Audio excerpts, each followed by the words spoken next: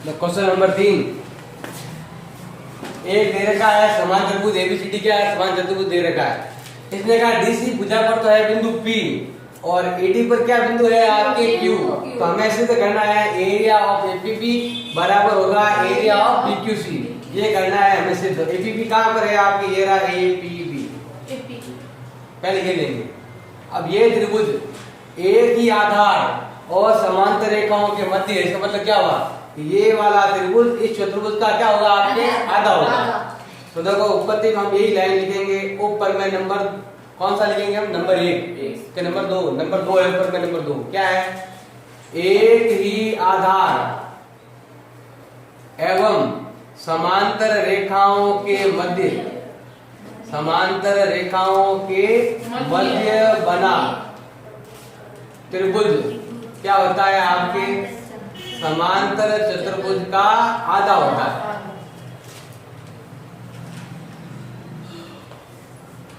आप तो जैसे एक तो ले लिया हमने त्रिभुज, कौन सा ले लिया है, एरिया ऑफ एपीबी लिया हमने, और एक लिया है हमने एरिया ऑफ एबीसीडी ले लिया। इसमें देखो एक तो एक ही आधार होने से क्या उनकी समांतर रेखा है। देखो ए भी हो गया है आपके दोनों का एक ही आधार हो गया है, हो गया एक ही आधार।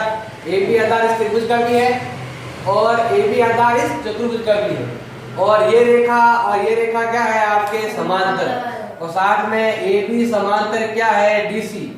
ये भी क्या हो गई आपके एक ही समांतर रेखाएं हो गई आपके, दोनों एक ही समांतर रेखाओं के मध्य भी है। इसका मतलब क्या हुआ, ये वाला त्रिभुज इस चतुर्भुज का क्या होगा आपके आधा होगा।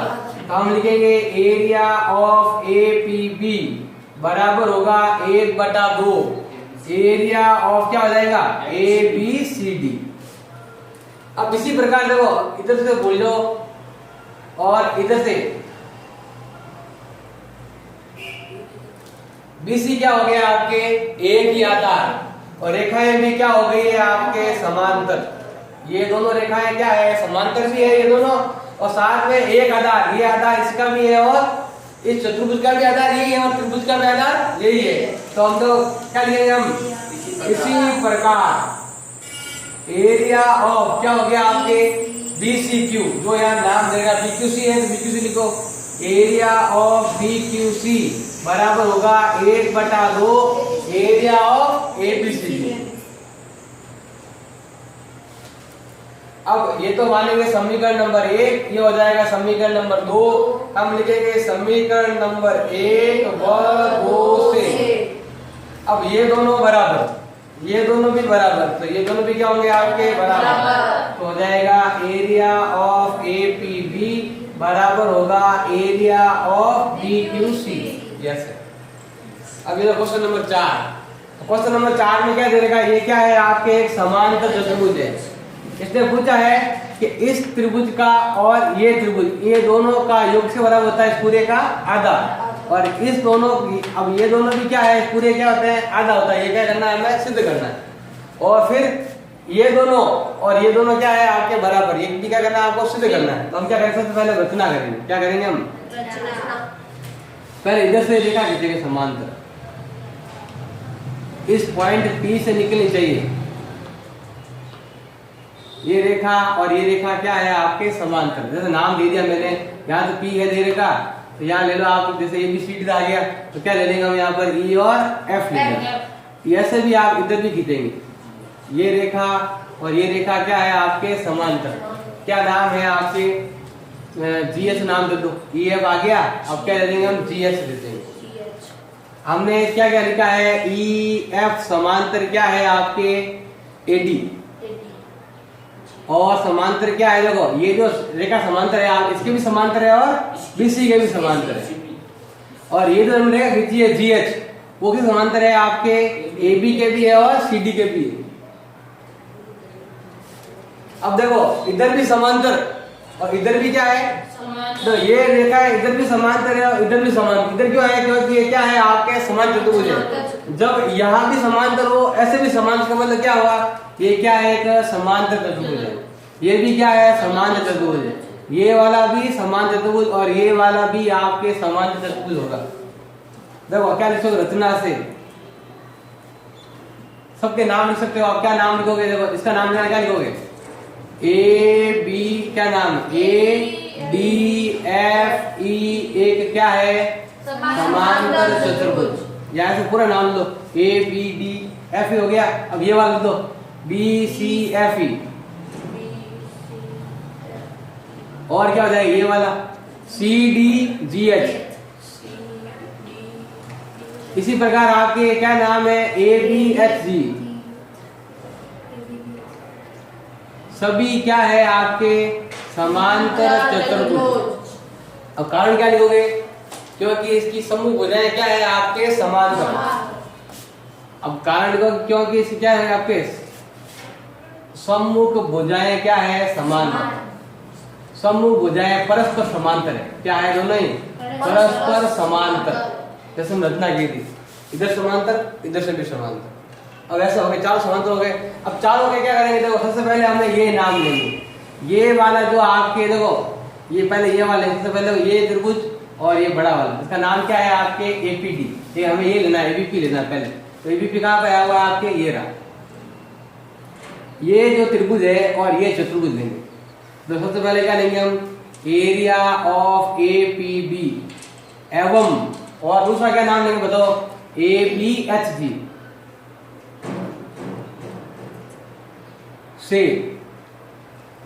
इन दोनों का एक ही आधार है और रेखाएं भी क्या है? समांतर। देखो ये भी, ये आधार इस त्रिभुज का भी है और इस चतुर्भुज का भी है। तो क्या होता है? वही नियम लिखेंगे, वही लाइन लिखी थी।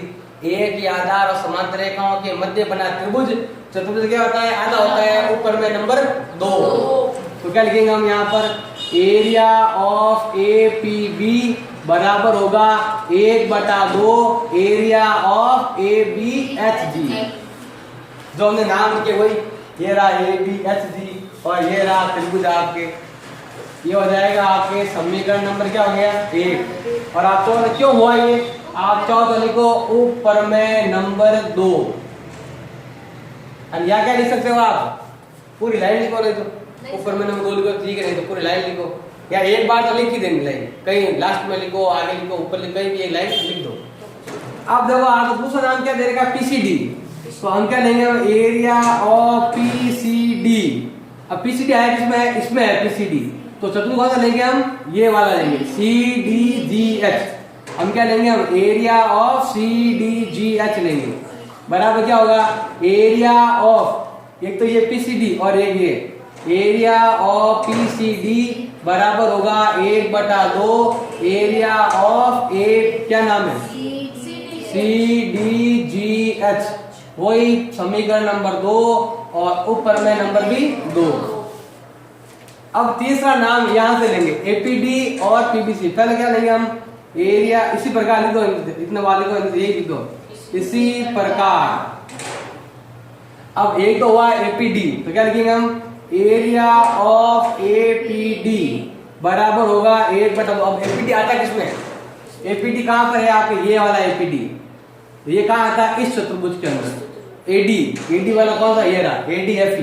तो क्या लिखेंगे हम? Area of ADFE. ये हो गया समीकरण नंबर 3। अब चौथा नाम है पीबीसी। तो क्या लिखेंगे? Area of PBC. ये रहा आपके पीबीसी। ये क्या होगा? आपके इस चतुर्भुज का आधा होगा। किसका? बीसीएफई का आधा होगा। तो 1/2 एरिया ऑफ हो जाएगा आपके बीसीएफई हो जाएगा। ये हो जाएगा आपके समीकरण नंबर, क्या कर देंगे उसका? 4 कर देंगे। अब इसको देखो, सबसे पहले आपके एपीबी और पीसीडी दोनों को जोड़ेंगे।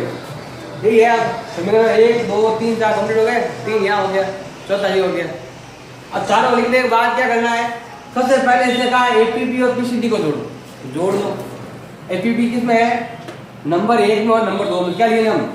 समीकरण नंबर 1 व 2 को जोड़ने पर, जोड़ेंगे तब वो समीकरण बढ़ेगा। तो जोड़ो, इन दोनों को जोड़ेंगे तो ये तो दोनों जुड़ेंगे इधर और पीछे वाले जुड़ेंगे उधर। तो ये हो जाएगा area of APB plus area of PCD बराबर होगा 1/2 area of ABHG plus 1/2 area of CDGH. अब ये तो यही है आपके A P B plus area of P C D बराबर 1/2। अब दो 1/2 कॉमन है, इसमें भी आ रहा है इसमें भी आ रहा है। अब पीछे क्या बचा आपके, एक तो ये बचेगा और ये एक बचेगा। एक तो बचेगा आपके ये वाला और एक ये वाला। बताओ ये दोनों कहाँ आए हुए हैं, इन दोनों जोड़ेंगे क्या बनेगा, ए बी सी डी बनेगा। तो हम लिखेंगे area of A B C D.